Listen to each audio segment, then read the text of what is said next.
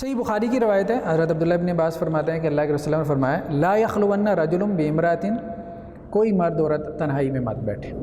الا مع ذی محرم، لیکن کوئی محرم ہونا چاہیے۔ اب دیکھیں نا ہمارے ہاں جتنی کورٹ میرجز ہوتی ہیں، لڑکیاں گھر سے بھاگ جاتی ہیں، ان میں سے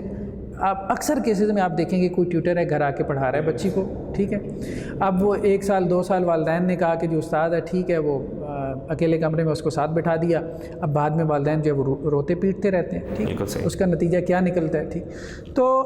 جب بھی مرد اور عورت تنہائی میں بیٹھیں گے، جیسے کہ ایک اور روایت میں تیسرا ان کے ساتھ کون ہوگا؟ شیطان، ممکن ہی نہیں ہے۔ یہ تو یہ ہے کہ اب یونیورسٹی میں بھی کسی جو ہے وہ آپ کہیں کہ جی باغ میں یا کسی یا پارک میں بیٹھے ہیں یا کسی جھاڑی کے نیچے، وہ بھلے اسائنمنٹ کر رہے ہیں، لیکن ممکن نہیں ہے کہ یہ ان کی تنہائی جو ہے وہ ان کو غلطی کی طرف نہ لے جائے۔ اب پھر وہی بات کہ آپ کہیں کہ جی پڑھائی کے لیے بیٹھے ہیں تو کوئی حرج نہیں ہے، یہ ممکن نہیں ہے، یہ لازمی ذریعہ بنتی ہے، اس میں کوئی ایسی قیود لگانے کی تحدید بھی نہیں۔ کوئی بندہ نیکی کے لیے بھی ایون بیٹھ جائے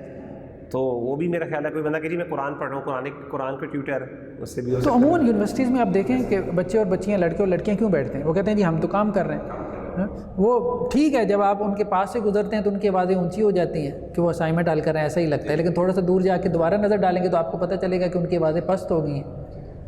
وہ جھگڑے شروع ہو گئے ہیں، شکایتیں شروع ہو رہی ہیں، دور سے نظر آ جاتا ہے کہ وہ کس کنڈیشن میں۔ تو اس لیے جو ہے نا اب یہ بات بالکل واضح ہے کہ مطلب یہ وہ چیزیں ہیں جو غالب طور پہ برائی کی طرف جانے کا ذریعہ بن جاتی ہیں، ان کو کنڈیشنل کرنے کی کوئی ضرورت نہیں، خلوت کو بھی کنڈیشنل کرنے کی کوئی ضرورت نہیں، ٹھیک۔ یعنی اس میں کوئی اصل ہمارا یعنی مدعا پورا یہ ہے کہ اس کے اندر کنڈیشنز اپنی طرف سے لگانا جو غامدی صاحب نے لگائیں، ان کی کوئی ہمیں ایویڈنسز شریعت سے نہیں ملتے، ایکسپلیسٹ شریعت نے اس کو مطلق رکھا ہے، بلکہ ہمیں تو اس کو اور زیادہ پھیلانا چاہیے، میں تو کہتا ہوں اس کی وجہ، کیونکہ خلوت سے مراد صرف فزیکل نہیں ہے، اگر ورچوئل خلوت بھی جو ہے نا آج کل کا نیا دور بالکل صحیح ہے، ٹھیک ہے، جیسے چیٹنگ کرنا، آپ مطلب چیٹ کر رہے ہیں آپ میسنجر کے اوپر، واٹس ایپ پہ، تو غالب طور پہ یہ بھی خلوت کی ایک قسم ہے جو آپ کو غالب طور پہ وہاں لے کے جا سکتی ہے۔ ہاں باقی ہم یہ بات یہ ٹھیک ہے، ہم کہیں گے کہ فزیکل خلوت کے برابر کی نہیں ہے یہ خلوت، ممانعت میں بھی نہیں ہے، کیونکہ وہاں پہ ظاہری بات ہے کہ جب آپ فزیکلی موجود ہیں تو آپ